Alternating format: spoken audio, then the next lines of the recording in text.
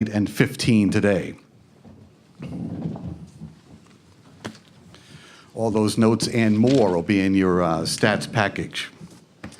But right now, we have the victorious Loyola Ramblers with us. Head coach Porter Mosier is in the middle. Marcus Towns and Ben Richardson flank his sides. We're going to ask Porter to make a statement about this game. Then we'll go to questions for just the two student athletes. Porter, please. I thought it was a classic Valley game, especially with Northern Iowa. It was gritty, it was tough, it was ugly at times, just crazy, how well they defend. And they really guard you. But I was proud of our guys. I was proud of our guys' mentality. There was timeouts there. I think we were down 6. And, especially these two right here, Dante, Clay, none of them, all of them. And there was no panic. I think there was more panic in our fans than it was in our guys. And, you could just feel them pulling their hair out.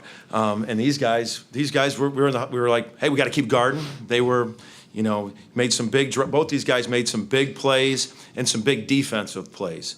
We came out of a timeout and we really needed an intangible lift. And Ben got that steal in the corner. That's why he's Defensive Player of the Year. Marcus was really getting downhill. And just a classic, gritty game. Thank you. Questions for Ben and Marcus, please. Start right here in the aisle.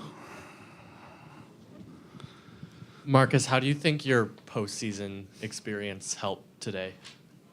In terms of? Well, playing in the NCAA tournament and then now coming to Arch Madness. I mean, it's not really anything different. I mean, all I got to tell the guys is just try to play your heart out and play every game like you said last, because every team in here, Missouri Valley Conference is a tough league, real tough league. So I just told the guys, like in the beginning of the game, just play your hearts out and give everything you got, because nothing comes easy. Like you see out there, it was a gut out game. It was a grit game. So that's all I got to. I told them just play your hearts out and everything will fall in this place. Right here. Ben, you had that steal your coach mentioned, and that three-pointer. There just seemed to be kind of a look in your eye after that, too. Did you feel like you guys just needed to get a few shots going and maybe discuss, too, just kind of the mentality, even being down and struggling?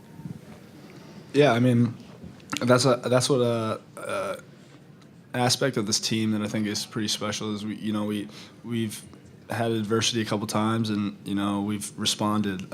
Times we've been down. Senior night went down 6 in the second half against Illinois State, and we didn't panic.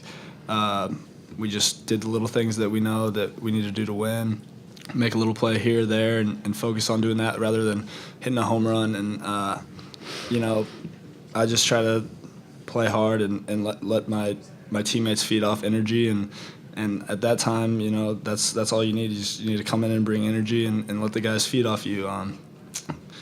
Yeah. Right here. This is for Ben as well. Didn't take a single shot in the first half. Stepped up, I think, 9 points in the second half. Was that a conscious decision at halftime, or was that just the flow of the game?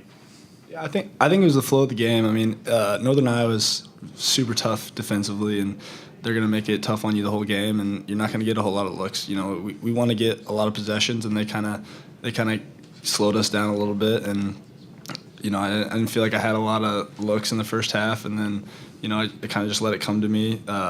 Try to be aggressive, try to make plays, trying to get downhill. Most of the second half, I think, would be more of what I was focusing on, and then some good things happened. Ben, sticking with you, what did you see on that three-point shot? Obviously, you didn't have a whole lot of time to think on that one. Yeah, I caught it. I think I got a release from Krutwig. I think he kicked it out, and I just looked up for a split second. I was about to go try to get downhill, and I just saw 2-1, and I just tried to get it up fast, and I had a look at the rim and fell. That's cool. You should have said Coach Moser drew. It's really cool. Man, I've had your back so many times. It's a little last second play, but you're working on it. It'd be you launching a contested 26-footer. Damn, made your opportunity. Yeah, stay here. Just to follow up on that, as a guy who's the conference defensive player of the year, what does it feel to make a big offensive play to turn the game around? Yeah, I mean, I think we have a lot of weapons on this team, and any guy can go make that big play. And I'm ready. Marcus is ready. Dante is ready. We're all ready to make a big play like that, big shots. That point in the game, I had to take it. So, but I think we have tons of weapons and tons of guys who can hit big shots, and that's why we've pulled out games like this. It's tough games. It's gonna be tough games this whole tournament, and so we're gonna need everyone to come along, and it's not always gonna be the same guys. It's everyone's gonna have to step up to win this tournament.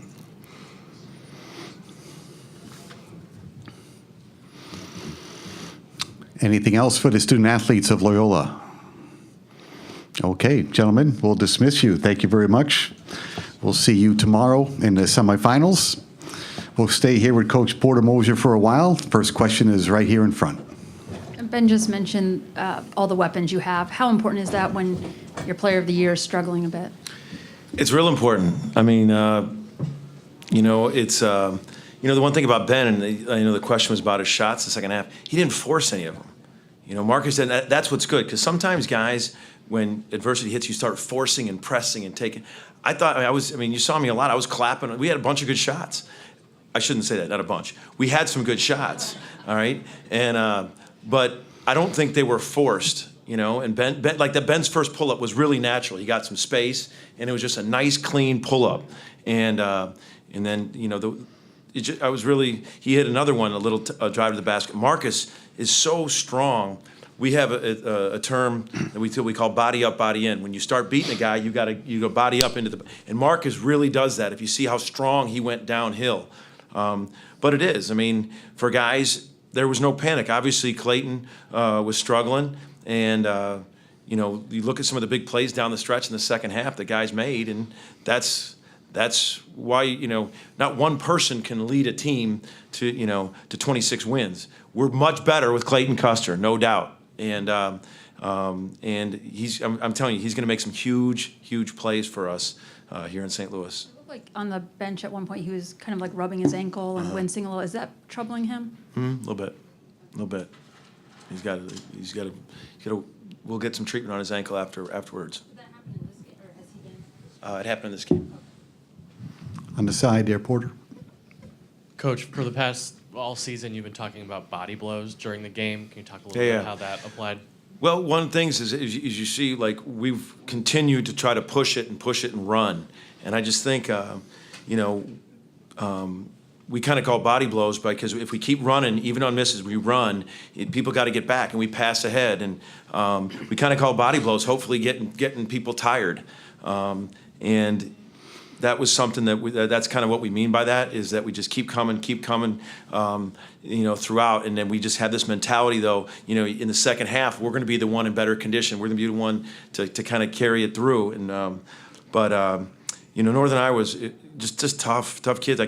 If you don't know, if you're outside of this league, you don't just, and we all feel in this league, they just have clamps on defense. They're really well scouted. They take away a lot of things. And it's just, there's a reason why they've been so good in these tournaments. It's because it's their defense. On the side. Coach, Northern Iowa took that 37-33 lead in the second half. How did you go about keeping you guys locked in? It's some veteran leadership. It's some confidence. I know there was a question about Marcus's postseason, and how I would have answered it was, he doesn't get rattled. He's been, he won 3 state championships in high school. He was in the NCAA tournament at Fairleigh Dickinson. Ben, same way. I mean, these guys have been in some games, and you just can't panic. There's a lot of possessions. When we were down 6, we're sitting huddled. We knew there was a ton of possessions left. We've been in that spot. Like he said, we were down 6, Illinois State, and we've been in those positions. We got down, number of games, and we've had to just keep grinding. And it's a confidence, it's a togetherness, and just not panicking. Left-hand side. Was there a defensive adjustment the last 10 minutes or so? I think their field goals were something 1 of 10, 2 of 10. The last 10 minutes of the game, was there any changes schematically on the D? Well, Cook was obviously bothering us, and Jake did a nice job. They moved Cook to kind of a different spot. They moved him kind of high and in that spot, and they spaced him to where it was a little bit difficult to trap him at first. And then then he was catching it, and then he was just turning and driving on Krutwig and Dre so much. And then we we were trying to get Dante just to go. Just get it out of his hands. I don't care where he is, and we got to rotate and just get it out of his hands. And so there was a little bit of chess match with that. I mean, where Cook was getting the ball, it was an awkward spot. And he was really catching it, turning and facing. He was patient. And then when Cook's quicker than you think. I mean, he puts that deck down the deck and then he spins on you. It's a tough move. And so I thought we did a better job of limiting his wide open looks. You know, we were just we let him turn the corner in the first half. You know, it's a whole thing we call through you to the rim. You know, he turned the corner and got looks. We were trying to stay between him and the basket. And although Krupwig fouled him the one time on a reach, he had another couple ones that we didn't give him angles. He's so quick to do what I was saying, through you to the rim, because he spins off you, and he's 6'10", and he's got like a 7'2" reach. And so I thought we did a better job of doubling him and getting it out of his hands, and it was Dante with that length. We have 5 minutes to go into the session. We have 3 questions that are up. Go, please. Or are you guys finding that the number 1 seed is something you relish and really are enjoying, or does it bring with it another level of pressure that maybe you don't have if you're not that number 1? We haven't talked about the number 1 seed like as in terms of pressure. We've talked about that a lot of teams say, hey, this is a new start, a new season, the tournament. And we said we didn't want to say that. This isn't a new season for us. This is a continuation of us, where our journey and what we're trying to do. You know, we've got to get better this week. We said, you know, all that. And so we haven't talked about the pressures, number 1. You know, I thought it's a benefit. I mean, I've been on the other end of this. We won our first game and had to play Wichita, I think it was 2 years ago. And kind of came out, it was a game like this. We were up, if you remember that game, we were up, 5 or 6, and then Baker and Van Fleet, not that I want to even talk about those guys. But we really didn't talk about the pressures of one. We just talked about, hey, this is, a mentality, what's right in front of us. It's a continuation. It isn't a new beginning. You just all of a sudden can't flick on the switch and just say, oh, we're going to guard, we're going to have great culture. We've said it's been a continuation of our journey and what we're going on. Hi, Porter. Hey, Tom. For those of us who haven't seen Ben during the season, he out broken hand. What's this season been like for him? How has he come back?